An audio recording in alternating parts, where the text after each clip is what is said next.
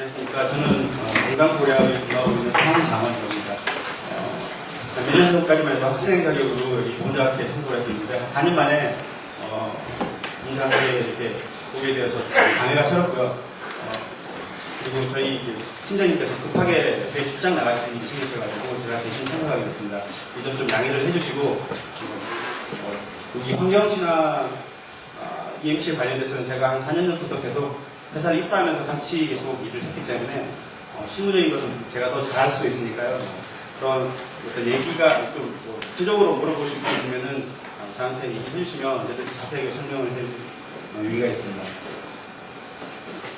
오늘 말씀드릴 환경친화적 EMC 개발 동향은 먼저 그런 EMC에서 EMC가 뭔지 잘 아실 겁니다. 그런 반도체를 싸고 있는 그런 봉지제에서 환경친화라는 게 어떤 의미를 가지고 있는지에 대해서 좀 말씀을 드리고요. 일단 그 개념이 있어야지만 다른 것들을 이해할 수 있기 때문에 그 개념을 말씀을 드리고, 그리고 기타 업체들이 어떤 식으로 개발을 지금 진행을 하고 있고 어떤 문제들이 있는지에 대해서 말씀을 드리도록 하겠습니다.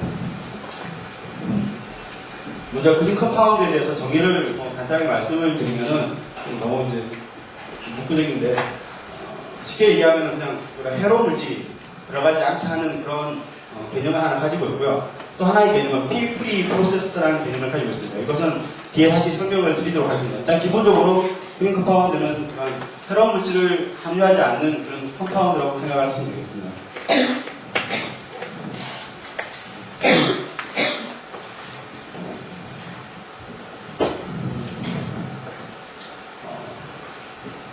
첫 번째 말씀드릴 부분이 처음에 말씀드린 그런 해로운 물질을 잃지 않는다는 개념인데, 그럼 해로운 물질이 뭐가 있느냐를 말씀을 드리면 되겠죠. 그 해로운 물질이 어떤 거냐면은 이 반도체 패키지 들어가는 봉지제에 난연제라는 물질이 들어가게 되어 있습니다. 난연 규격을 맞춰야 되고 실제로 어떤 이나라든지 불이 났을 때 타지 않아야 되기 때문에 난연제를 함유하게 되는데, 반도체 봉지제의 99%가 가지고 있는 난연제가 이 두 가지입니다. 삼산안티몬하고 브로마이폭스를 가지고 있습니다. 네, 이 두 컴파운드에서 이 브롬과 안티몬이 유해 물질로 알려져 있습니다. 그래서 이 두 물질을 제거하자는 게 기본적인 그린 컴파운드의 컨셉입니다. 그런데 이 두 물질이 사용된 배경이 이 두 개가 워낙 케미컬적으로 안정하고 두 개가 난연성이 상당히 높습니다. 좀 소량을 사용하더라도 어떤 시너지 이펙트에 의해서 난연성이 우수하게 나왔기 때문에 계속적으로 EMC에서 사용을 해왔던 겁니다. 또한 EMC 같은 경우에는 반도체에 사용되는 재료다 보니까 어떤 불순물이 양이 많아진다면, 난연제의 양이 많아지게 되면 어떤 다른 사이드 이펙트들이 상당히 많아집니다. 그런데 이 두 가지는 아주 적은 양을 사용하고, 실제로 두 개의 합이 전체 100에 대해서 한 2% 이하만 사용을 하여도 두 개의 합이 난연성이 나오는 경우가 많이 있습니다. 그래서 이 두 개를 계속 사용하게 되었던 것입니다. 또 하나 말씀드리고 싶은 것이 이제 PV-free 공정이라고 하는데, 이제 먼저 PV-free 공정에 대해서 아셔야 될 겁니다. PV-free 공정이라는 게 어떤 거냐면, 이게 그냥 제가 몇 가지 그 패키지 타입을 말씀드렸으니까 반도체라고 생각하시면 되겠습니다. 리드 프레임 타입의 패키지라고 세 가지로 나눌 수 있는데요.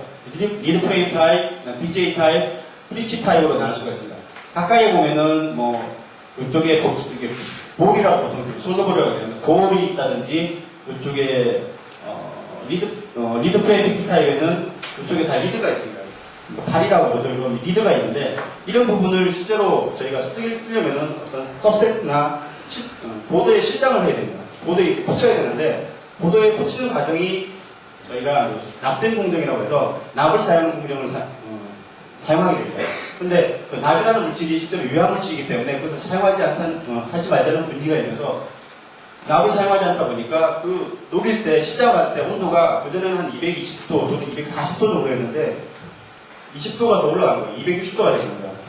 그럼 실제로 이 솔더링 공정에서 온도가 260도 올라가다 보니까 반도체가 받는, 그러니까 온도도 마찬가지로 온도가 올라가게 되고, 그렇다 보니까 EMC가 그만큼 열에 더 강해져야 됩니다. 그래서 실제로 EMC 내부에 들어가는 원료가 바뀌는 건 아니지만 어떤 공정의 변화에 의해서 EMC가 영향을 받기 때문에 EMC가 그만큼 더 열적으로 우수한 그런 머티리얼을 함유를 하고 있어야 되기 때문에 그런 영향을 받게 되는 거죠.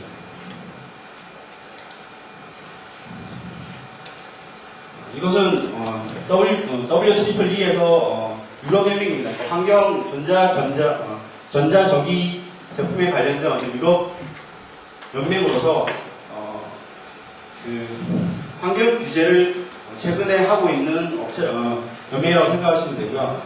그곳에서 2008년 1월부터 중금속이라든지 브롬으로 난연제를 만든 것에 대해서 규제를 하겠다고 발표를 하고 있습니다. 실제로 EMC나 PCB에 들어가는 대부분의 경우에 브롬 난연제를 많이 사용하고 있기 때문에 이 규제에 그대로 적용이 된다고 했습니다. 또한 그런 중금속의 리드도 포함되어 있기 때문에 규제의 대상이 된다고 할 수 있습니다. 똑같은 내용이고요. 그래서 두 가지로 말씀을 드릴 수가 있습니다. 그 요약을 하고 있는 결국 하나는 EMC에서 브롬과 안티몬을 제거하는 방법. 이걸 좀 일반적으로 이제 그린 컴파운드로 보통 얘기하면 브롬과 안티몬을 뺀 컴파운드를 얘기하는데 이게 한 가지가 있고요. 이쪽으로 안티몬 BR과 SB를 뺀 경우, 또 하나는 그런 솔더링 공정에서 PB를 사용하지 않음으로써 EMC 백배되는 그런 열적 충격을 흡수할 수 있는 그런 재료를 사용하는 그런 측면에서 환경 친화형 봉지제를 설명을 할 수가 있습니다. 일단 환경 친화형 봉지제는 90년대 중반부터 얘기가 나오기 시작하면서 90년대 후반부터 본격적으로 연구가 되기 시작을 했고요. 특허는 그전 80년대부터 이미 많이 나오고 있었지만 실제로 저런 환경 문제가 대두되기 시작한 90년대 말부터 개발되기 시작했습니다. 그래서 이쪽은 대부분 다 이제 엔더 커스터머 쪽인데요. 그러니까 실제로 반도체를 가지고 제품을 만드는 회사라고 생각을 하시면 되겠습니다. 그 회사들이 대부분의 패키지에 대해서 환경 EMC를 사용을 하겠다고 공포를 했고 실제로 이미 다 환경 EMC를 적용하는 데도 많이 있습니다. 특히 저희가 삼성이라든지 엠코라든지 저희 나라에 있는 회사, 치텍이라든지 이런 회사 같은 경우에는 실제로 많은 부분 지금 그린 쪽으로 진행을 하고 있습니다. 그러면 이제 그 각각의 기술에 대해서 하나씩 말씀을 드리도록 하겠습니다. 그러니까 두 가지 크게 큰 기술이 있는데 그 중에 먼저 브롬하고 안티몬을 쓰지 않는 기술에 대해서 말씀을 드리겠습니다. 크게 한 세 가지 정도로 나눌 수가 있고요. 첫 번째가 하이플러 로딩입니다.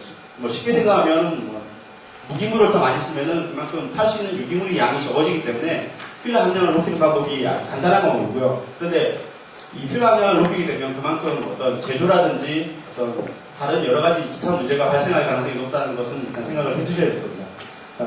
두 번째는 이제 새로운 난연제를 찾는 방법입니다. 그러니까 브롬하고 안티몬을 쓰지 않으면 다른 난연제를 많이 있으니까 그러면 다른 난연제를 쓰자라는 개념이고요. 그다음에 세 번째는 불에 타지 않는 수지를 쌓는 겁니다. 상대적으로. 그러니까 난연제가 요건 이제 최근에 나온 개념인데 그전에 있던 어떤 난연제들의 어떤 여러 가지 사이드 이펙트들이 많기 때문에 그러면 수지 같은 경우에는 어떤 사이드 이펙트가 상대적으로 적다는 판단 하에서 많이 개발이 되어 오고 있는 아이템입니다. 요거는 뒤에 제가 어떤 자료를 설명드릴 때 플레이밍 타임이라는 개념을 설명드리기 위해서 이제 요 표를 보여드립니다. 요거는 UL이라는 공식 난연 규격 기관이 있습니다. 세계적으로. 그래서 EMC 같은 경우에는 V 테스트를 하게 됩니다. 94 V 테스트를 하게 되어 있는데 그 테스트 방법이 시편을 이렇게 위에서 놓고 수직으로 놓고 불꽃을 10초 동안 세우게 됩니다.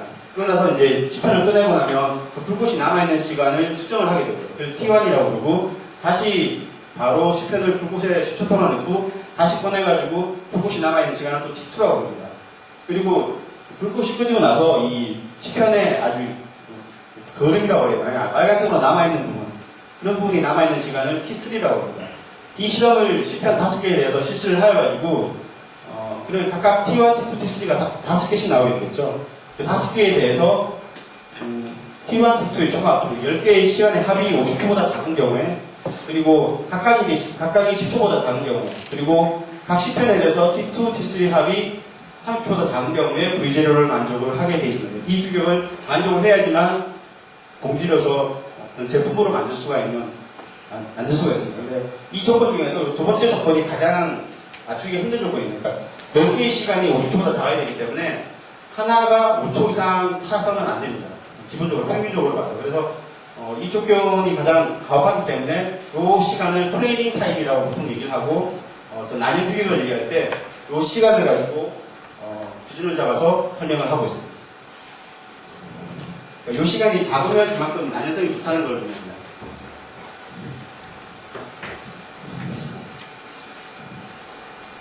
저는 이 슬라이드를 만들다 보니까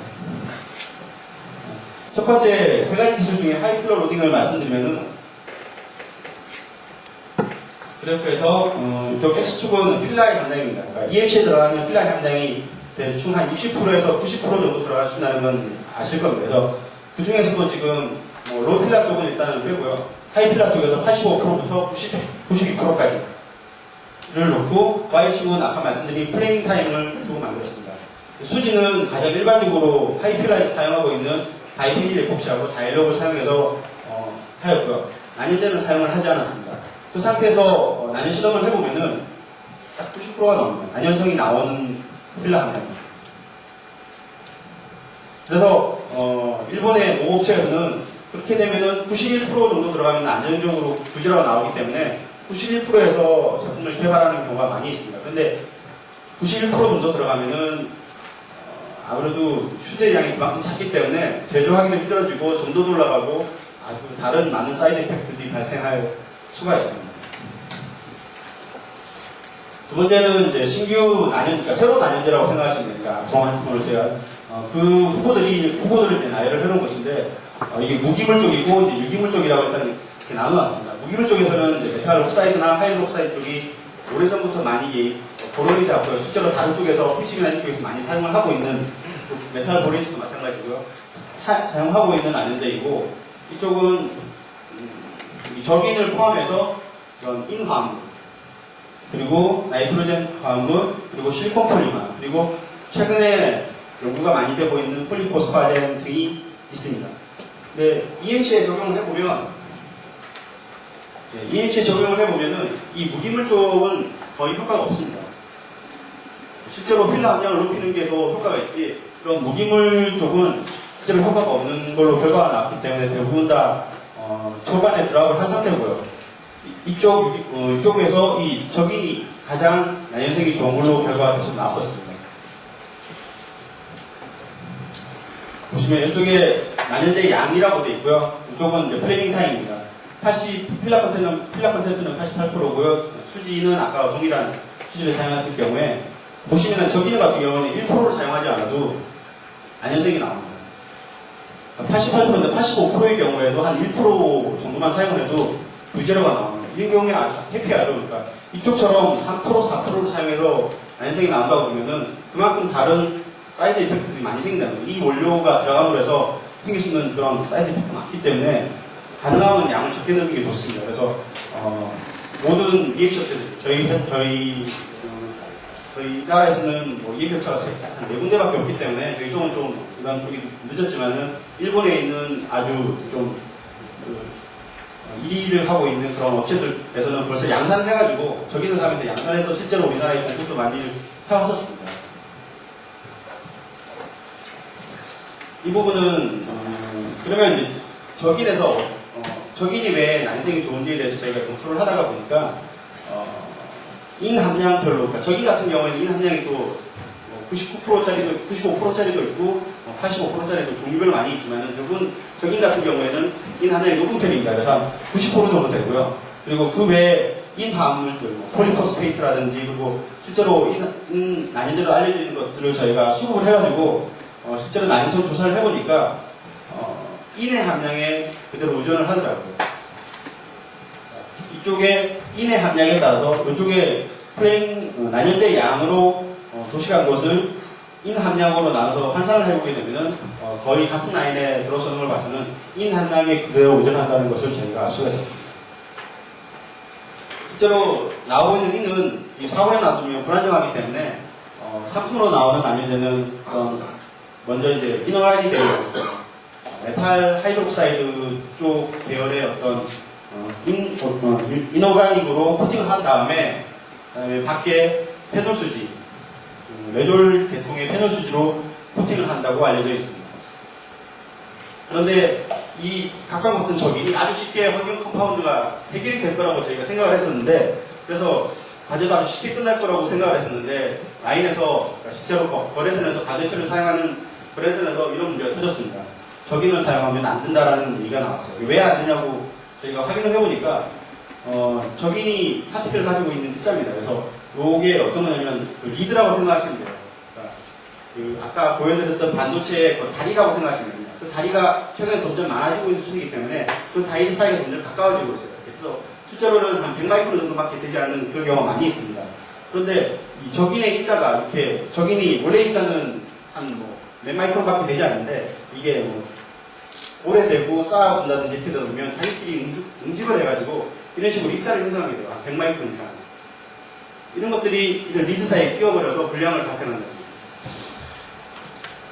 또한 이런 그 입자 사이에 끼는 것뿐만 아니라 이 EMC 내에 함유되어 있는 적인이 어떤 조건에서 인산으로 바뀌어가지고, 그러니까 물을 먹어서 그렇겠죠.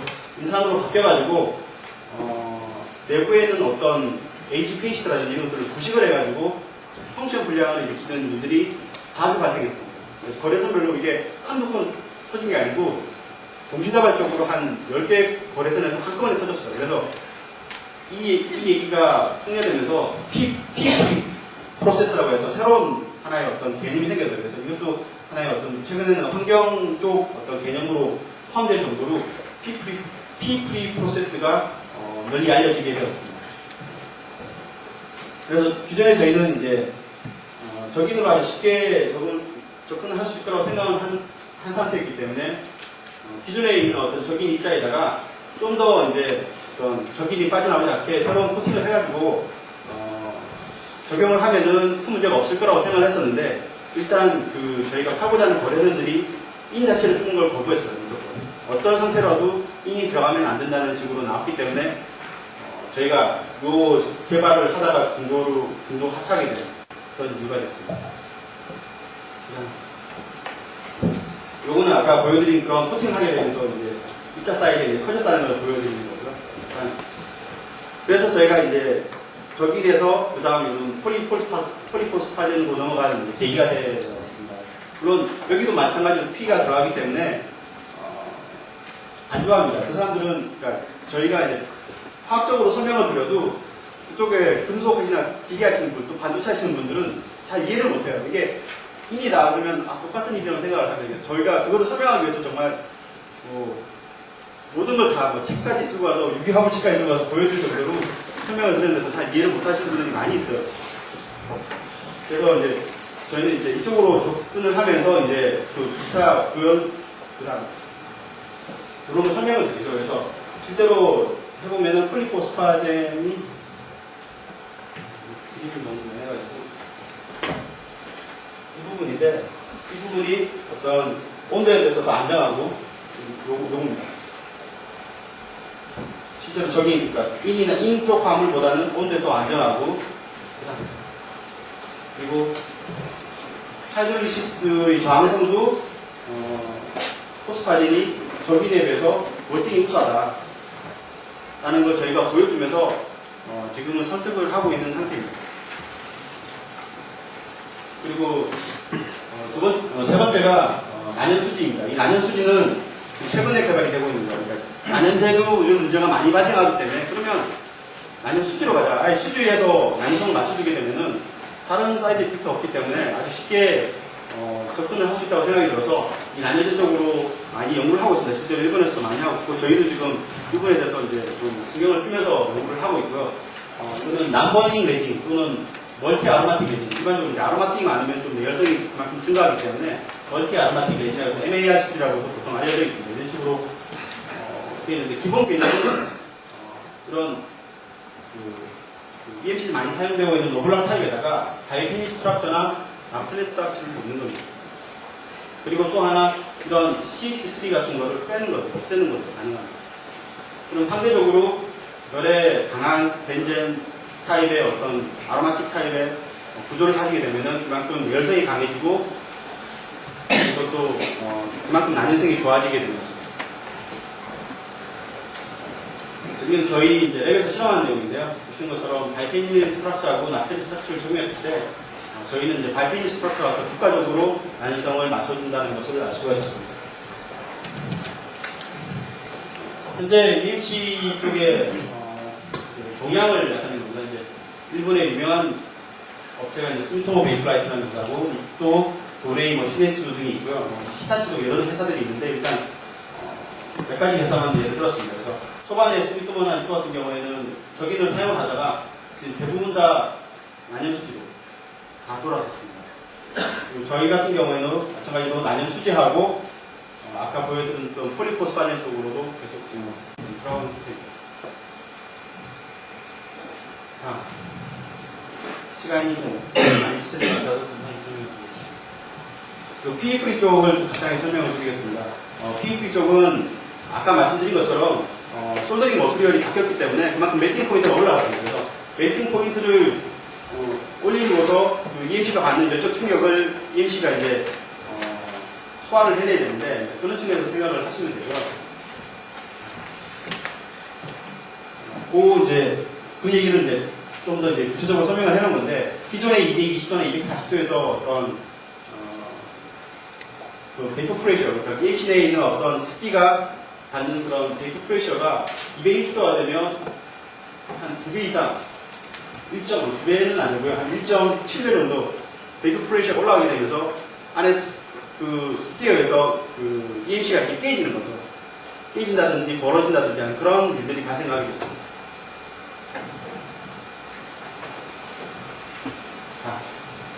그래서 이런 기술들, 이런 거를 이제 저희가 해결하기 위해서는 여러 가지 기술들이 많이 필요합니다. 접착력을 강화시킨다든지 또는 그 계면의 어떤 CT 미스매치를 줄인다든지 또는 흡수량을 줄이고도 또 효과가 있겠죠. 그리고 터프니스를 올린다든지 이런 네 가지 측면에서 저희가 이런 네 가지 측면을 향상시키기 위해서 어떤 여러 가지 이제 원료들을 사용한다든지 공정 기술을 사용한다든지 해서 개선을 할 수가 있는데 키는 저희가 봤을 때는 어디전 스트렝스하고 프렉스 터프니스가 아닐까 생각을 하고 있습니다. 어디전 스트렝스는 간단하게 말씀드리면 워낙 반도체에 대해 계면이 많이 있습니다. 요건 하나의 리드 프레임 타입의 반도체의 어떤 계면을 그냥 도식적으로 나타낸 것인데요. 보시면 인터페이스가 이쪽 완이 다이 탑 이쪽이 이제 들어가고 있는 다이입니다. 다이가 들어가고 EMC하고 계면이 있고요. 두 번째 계면이 이쪽 에폭시, 여기 다이가 리드 위에 올라가기 위해서 에폭시를 발라서 이제 접착을 하게 되는데 그 부분이 있고요. 이쪽은 리드 부분인데 이쪽에는 AG가 플레이트입니다. 은이 이쪽에 플레이트가 됩니다. 그래서 은하고 EMC가 또 계면이 생깁니다. 마지막으로 이쪽 리드 쪽이 아래쪽은 카파입니다. 카파하고 EMC하고 접착이 총 계면의 숫자가 4가지가 되어 있고요. 각각에 대해서 접착력을 다 향상시켜야 되는 아주 어려운 문제가 있습니다. 그래서 저희가 이제 도입하려고 하는 것들이 주로 이제 이런 일반적인 수지에다가 어떤 필팅 할 수 있는 그런 에이전트를 달아가지고 여기는 말씀드린 황이라든지 질소라든지 N이라든지 이런 것들을 좀 자유전자가 있는 것들을 골라서 수지에 그런 수지를 사용하고 또는 커플레이트를 사용해가지고 저희가 하고 있는데 구체적인 방식은 저희가 이제 스크에 잡혀 있어가지고 지금 물어보시면 제가 알려드릴 수 있는데 이걸 바뀌었습니다.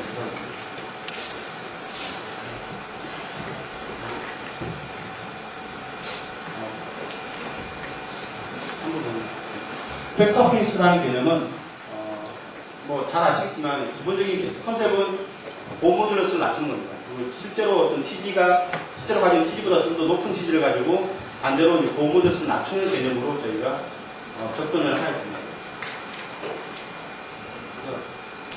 저희가 사용하고 있는 경화제 하나의 예만 들고 있습니다. 경화제에서 이런 일반적인 가지고 있는 자이로 타입의 경화제에서 이런 바이페닐 구조를 들어가게 되면은 고모듈러스가 실제 제가 표시를 못했는데 실제 스탠다드가 검은색이고요. 그리고 이쪽이 적용한 양에 따라서 고모듈러스가 다운되는 것을 볼 수가 있습니다. 그래서 이 고모듈러스가 다운되면서 프렉스 터프니스가 많이 증가를 하였습니다. 그래서 실제로 신뢰성도 증가를 하였습니다. 그래서 이제 그게 마지막 장입니다. 이제 정리를 하겠습니다. 그래서 요 레드풀이 관련해가지고는 그대로 정확하게 솔루션이 있는 것은 아닙니다. 단순하게 EMC 측면에서 모든 걸 다 해결할 수 있는 것은 아닙니다. 왜냐하면 그 반도체에 들어가는 재료가 EMC만 있는 것이 아니라 여러 가지가 있기 때문에 그 재료들이 모두 받쳐줘야지만 실제로 저희가 원하는 슈퍼 컴파운드라고 얘기하는 레벨 1의 그런 컴파운드를 만들 수가 있는데, 그런 EMC 측면에서는 뭐 지금까지 제가 계속 말씀드린 거지만 그린 컴파운드는 기본이고요. 그 외에 수습을 낮춘다든지 백파프스를 올린다든지 어디스를 향상시키는 방향으로 EMC는 물론 요구를 해야겠지만, 최근에 이 리플로 프로세스도 많이 개선을 했습니다. 네, 260도가 처음 나오면서 리플로 프로세스를 바로 260도까지 올려버렸는데, 최근에 이 리플로 프로세스를 만드는 제덱에서 245도 온도를 좀 낮추면서 대신에 온도를 좀 더 길게 끌고 가는 245도, 그래서 소더링이 가능하게 만드는 이 프로세스를 만들었어요. 그래서 그만큼 그렇게 되면 열적 충격이 EF 쪽에는 적으니까 프로세스 측면에서도 개발을 하게 되면은 고품질의 EMC를 개발할 수 있는 하나의 방법이 되고요. 마찬가지로 미드 프레임이라든지 다이 어태치, 어디시 쪽도 개발의 어떤 방향에 따라서 EMC와 똑같이 코어하면서 개발해야 될 여지가 충분히 있습니다. 이상입니다.